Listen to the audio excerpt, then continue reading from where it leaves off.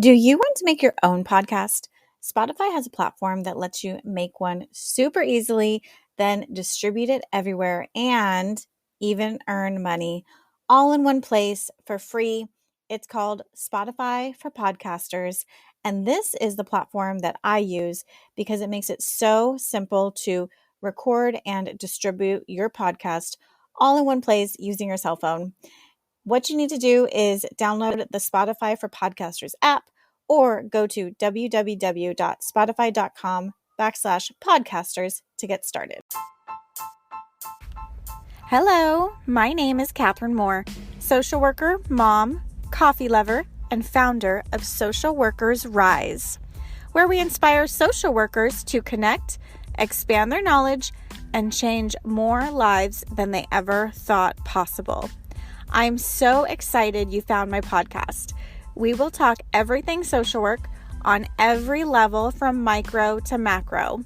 We will hear the stories of social workers who are doing big things, learn new skills, and most importantly, give you actionable steps to make a difference today. Let's go.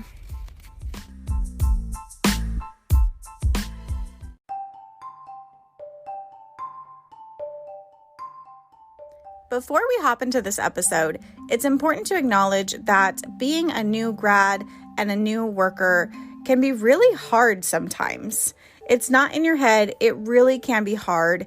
And grad school just doesn't teach us everything that we need to know to be successful in the real world with our jobs.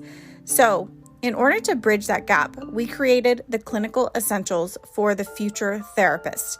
This course will fast track you into honing those skills that you need to actually help your clients in an individual setting. It'll save you time when you're trying to figure out what the heck to document. It's going to increase your confidence in your abilities that you are doing this right and give you the tools that you need to be even more effective. And it's going to improve the professional quality of your notes so that when your colleagues and your coworkers read them, they say, wow, that's a really thorough, detailed note. I love it. Let's do this. And it provides clarity on how to help the person. So if this sounds like something you would benefit from, definitely check the link in the show notes for the Clinical Essentials for the Future Therapist. With that, let's hop into this episode. Hello, hello, hello. Welcome to another episode of Social Workers Rise. This week, we're talking with Alejandra Cortez, a fellow Los Angeles social worker. She is all things macro. She is so multifaceted. If you just go on her profile, you can see all of the different places that she works. She is such a gem. I'm so excited to have her on the episode. Let's hop into it. Hi, Alejandra. Hi. How are you today? Good. How about you? I'm doing good. I'm so excited to have you on the Social Workers Rise podcast. Thank you so much for being here. Well, thank you for inviting me. Of course. Yes, I will admit I have been Instagram stalking you for almost a year now. Oh my God. Well, thank you. Yeah, I was like, oh my gosh, she was so cool. She's LA based. You're very macro oriented in the things that you share online. Like, I just love it. I love the whole vibe. Oh, thank you. Yeah. So I'm wondering though, what originally got you into social work? Like, how did you know social work was what you wanted to do? Um, well, it's kind of a long story, but to kind of make it short, so I always kind of knew I wanted to help people. Like that was something that I knew I was very passionate about and didn't really know how. And so when I went into undergrad, um, I was trying to figure out like I was a biology major and it just wasn't sitting. And so I ended up taking a gang intervention class. And so it was just a very, for me, interesting experience because I went to USC. And so it's a very white institution. There's not a lot of diversity in undergrad. And so the professor was amazing. It was a social work professor, and he's talking about gangs in LA and just the culture of it, and would always bring guest speakers. And so one time he brought this like he was like a detective, and he's talking about different neighborhoods in LA, and he's like, "Well, this neighborhood, you've probably never heard of it." And then he said where I grew up. And I was like, "Oh," I raised my hand awkwardly, and I was like, that's me." I work I live there and I grew up there. And so like I knew that gangs are very prevalent in LA. But I was like, how does this happen, right? There's like these inequalities. And at the same time, I was volunteering at this nonprofit called Homeboy Industries, which also focuses on gang intervention and helping gang members kind of get jobs and things like that. And I met someone that I was tutoring who grew up also in my neighborhood, and I felt that that kind of aligned. Like it was like the aha moment where it was like, I want to help and I want to give back to my community. And so that kind of is what led me into social work, my professor, and just other journeys I took along the way to apply to grad school. I love that. And I love Homeboy Industries. If you have never heard of Homeboy Industries and Father Boyle, right? Yeah, Greg Boyle, yes. Yes, definitely look them up. They do some amazing work in Los Angeles. Um, so I just have a question. Yeah. As a summary, why do people get into gangs? I have my own thoughts, but I'd love to hear your thoughts. I think that's where my macro focus comes into play, right? A lot of it is just lack of resources and structures in the communities, and then in turn, like gang members offer things that maybe those people need, right?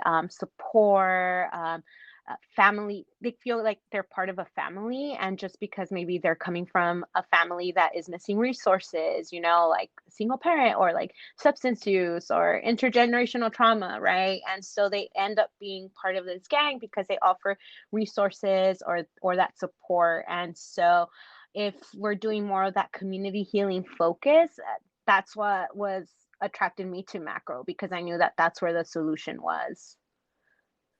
That's There's interesting. Yeah. And it seems like there's overlap with human trafficking as well, because January is Human Trafficking Awareness Month. And I've heard the same stories from organizations who help people who are being trafficked, that they are they get into the lifestyle because they need the resources, they need the support, they want the love, they want the money, they want to feel like they have value, and they have someone who will care for them. Yeah. So yeah, it's interesting to hear the similarities. Yeah, so it's ultimately it's like, policy that impacts communities, and lack of resources that push people towards that lifestyle. Mm-hmm. Right. Okay. So have you, I guess, kind of focusing on this whole topic of gangs in your neighborhood, did you feel scared growing up? Like, did you know that there were gang members in your neighborhood? Were you ever fearful? I think just growing up, it's like, there is, but there, like, it was just so part of it. I think if I can remember, like when I was younger, like I can remember there being like a drive-by the school. And like I knew it was part of the culture, but it wasn't like something I was worried about. And I think again, it's like, right, my home and my upbringing, that like, my parents were kind of there. There was like communication, and I was just like a nerd.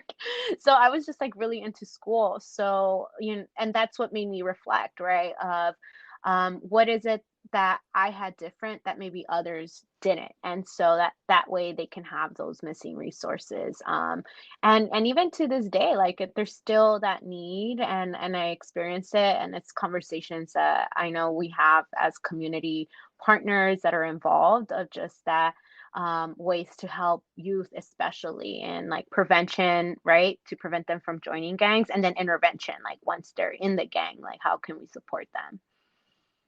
Mm-hmm. So have you done direct gang intervention or work on a community level around this? So in just different areas, I think like officially I haven't had a title that works specifically in gang prevention intervention. The only thing I could remember that I did along those lines was Los Angeles has what it's called GRID, like it's like gang reduction youth development through the city of LA, like the mayor's office. And I did one summer, it was they have like what's called summer night lights. And so what they do is like during the summer, there's like always an increase in gang um violence because the sun is out longer and it's warm. And so what they do is that they open up parks for longer periods of time, and it's a partnership between the mayor's office, LAPD, and then just other community partners, and they'll have like different activities. So it was like coordinating like free food and activities and giveaways. And so it helped reduce crime in different neighborhoods because there was something positive to do. And then in other capacities, just supporting community partners that do that work, and just trying to allocate resources. Yes, So I yeah, remember. Yeah, I remember seeing that when I was working and living in Long Beach, Compton area. And actually the kids loved it. Like they liked playing outside a little bit longer, and I remember they were just excited to have extra things to do during the summer, which kept them busy and engaged and doing something positive. yeah. Yeah, that's great. I love that. So then what what are some activities that or ways that we can kind of step out of our clinical focus and get more involved on a macro level or a community change level? So a lot of our education is just on interventions and how to help people therapeutically and cognitive behavioral therapy. Like how would you recommend we step out of that bubble and branch out into more macro engagement to help our clients? Um, so I don't know if there's like a one answer solution to this, but the way I see it is just kind of what we do in treatment with clients is what we need to do on a macro level, right?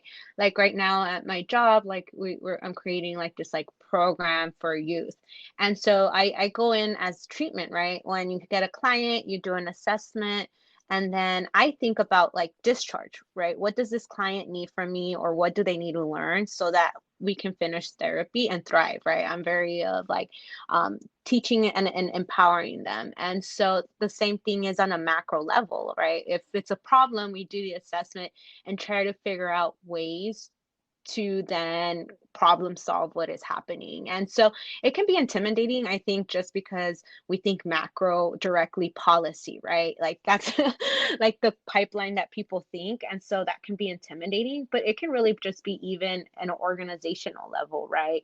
Or it can be more as a meso. So are we focusing just at a school or just neighborhood committees? Or even I think of social media, right?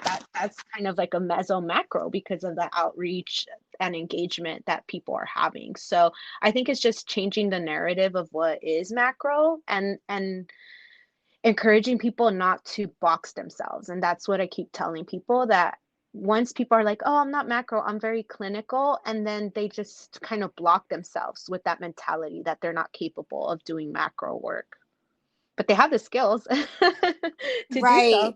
Yeah. right. Yeah, I totally agree, and I feel like sometimes people use it as a crutch or as an excuse to just stay comfortable, stay in their own bubble, just stay, right there in their office.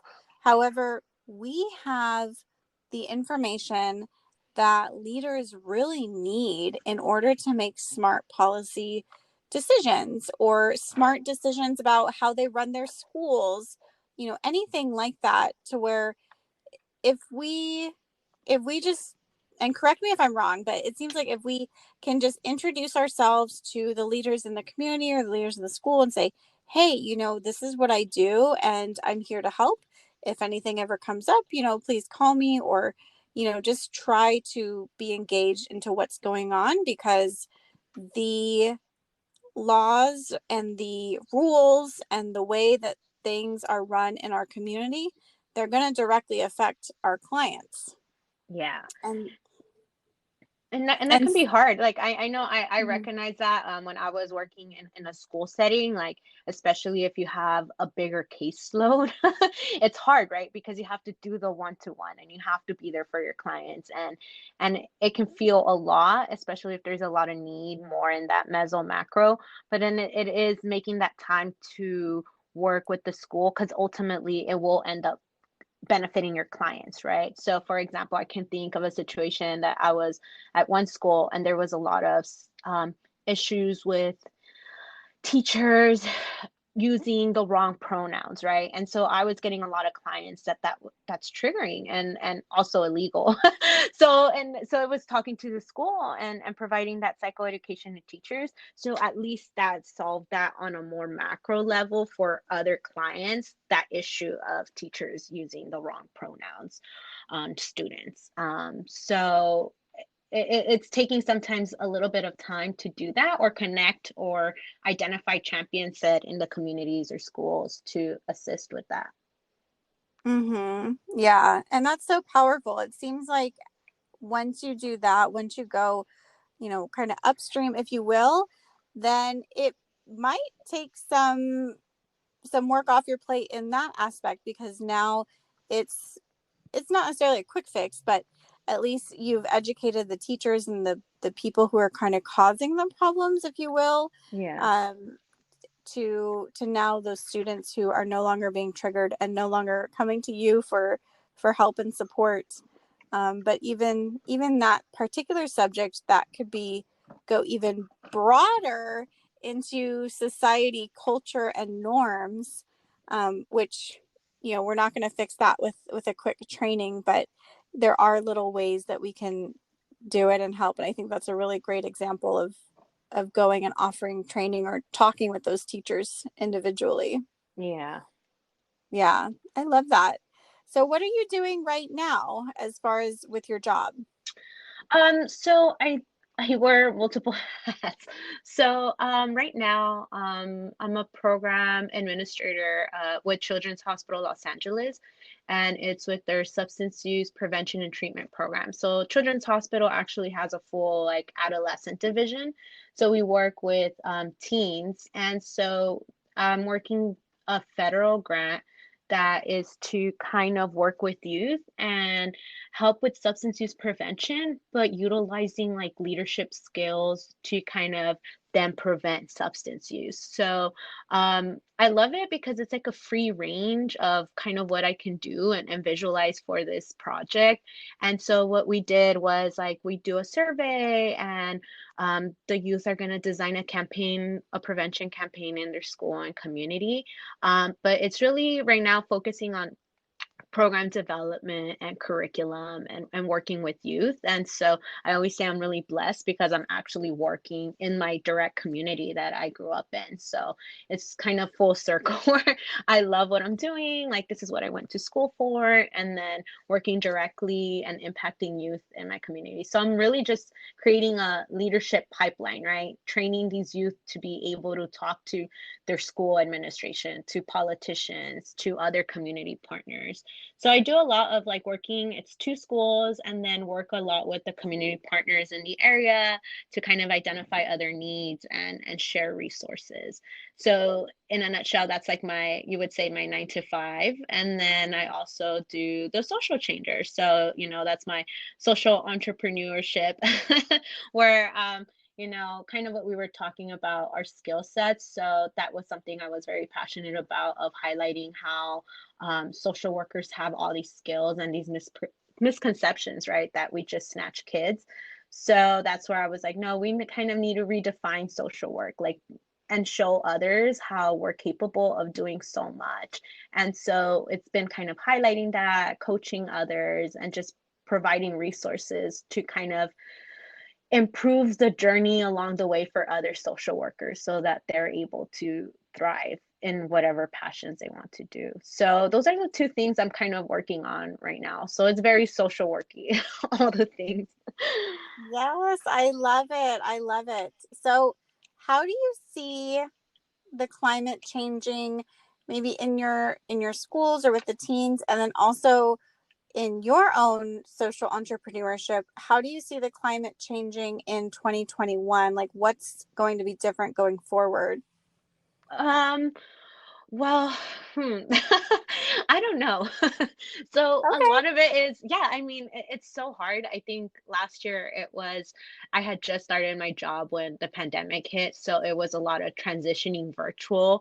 And so a lot of it that we have done this year, or at least this semester, has how are we engaging youth virtually and creating group dynamics? Because these are kids that some of them haven't even met each other, but they show up every week to the meetings that we have because they enjoy it and they really like it. And so I think moving forward, depending how things look, is how are we continuing building those relationships and meeting their needs and really preparing them for the outside world once COVID is more controlled, or if it's still under impacting their lives, how are they still supporting their communities and what they might need.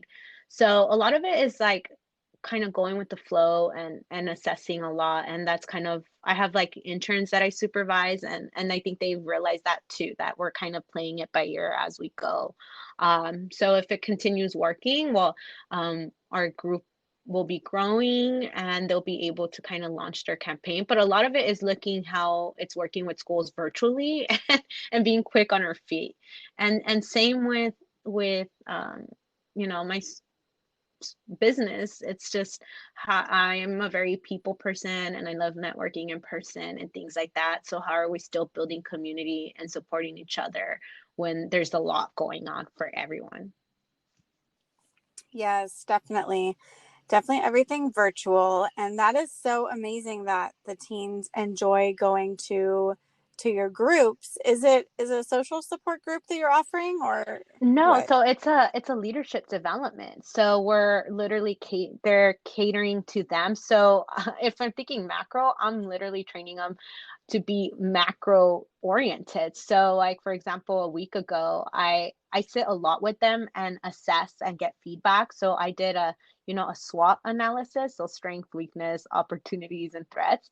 And I taught them how to do it. And we did it and we assessed how the program's going, what's working and what's not, and then moving forward. And I think they feel very empowered that, the supervisor of the person that they're working with sits down on an equal level and we have these conversations. And so I think that really helps them to kind of grow out of their shell. So even though we do talk about substance use prevention, they're really gaining all these skills so that when they graduate or even still under school, they're leaders. And so it's been amazing to see their growth from like I guess it's almost a year that we started with them to today what they're being able to do. So exciting. I feel like leadership is that skill that we all need, especially in times like these where things can change so fast and technology is constantly changing fast. We need those people with those skills to really be confident to be able to say, hey, there's a need that needs to be filled here. What can I do? How can we, fix this or make it better? I think that's so Hmm. powerful. Yeah, I think it's my mentality also. I think it's with social work. It's like we can't one person can't solve it all, right? So we're how are we planting the seeds so that others get inspired to do that positive change in their communities as well. Yes, definitely. So what do you have coming up for the social changer? Can you tell us? So what am I have a so I think for me it's I can be 100% honest, right? It goes up and down. Like I think a lot of my juices are used at work of like creating and developing, and so it's finding that balance. But what I have up coming up right now has been I'm having some resume resources that will be coming up. So really focus on resume building is specifically for social workers. Again, it's tied back to that theme, right? That we do so much that sometimes we don't know how to highlight our skill set, especially when we're trying to transition to a, and I quote, air quote, right, non-traditional, right, setting, Mhm. or settings that haven't been introduced to social workers, more like it. And so that's something that I'm really working on to kind of share with everybody. And I have a little other resources of how we want to translate our skill sets and collaborate with people outside the field, which again, it's pushing the profession outside of our social work bubble. And so I hope everybody follows along in that journey as I figure it out and we figure it out together, how to really change that perception of social workers among social workers and beyond. Yes, I love that. Yeah, which I think that in of itself is where social work as an industry is going, because every day I'm seeing social workers go into new roles where there hasn't traditionally been a social worker before. So the change is definitely coming, and the narrative is slowly, like painfully slowly changing that we are, of course we're highly educated, but we have these skills that are so valuable even in business. For I'm on Clubhouse, so I listen to a lot of business owners and entrepreneurs, and the things that they say bring them money are creating the relationships and just being authentic, Yeah, which which social is workers everything do. that we Yeah. do. Yeah. So it seems like our industry is really at the forefront of, or I don't know if we're at the forefront, but we're starting to come around to expanding into new areas. Like we have a social worker in the NFL. We have a lot of social workers who are now in higher positions with the government, thanks to Hmm. our new president.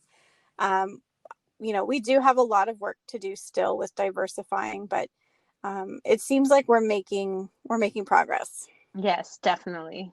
Sounds good. Well, thank you so much, Alejandra. And where can people find you and keep in contact with you? Yeah, so definitely you can follow me at Instagram, at the social changer or thesocialchanger.com to learn more about me or how we can work together. Love it. Thank you, Alejandra. I'll talk to you later. All right, talk to you later. Bye.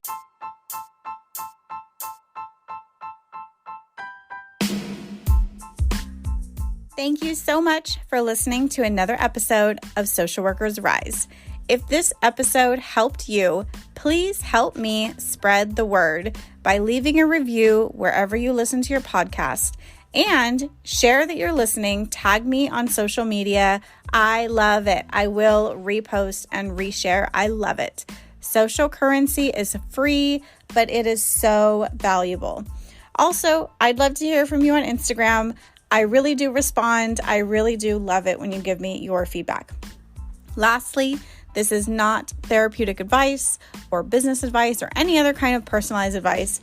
To get that, you definitely need me as your coach. So please, again, reach out to me on Instagram. I can't wait till next week. I will see you then. All the love. Bye.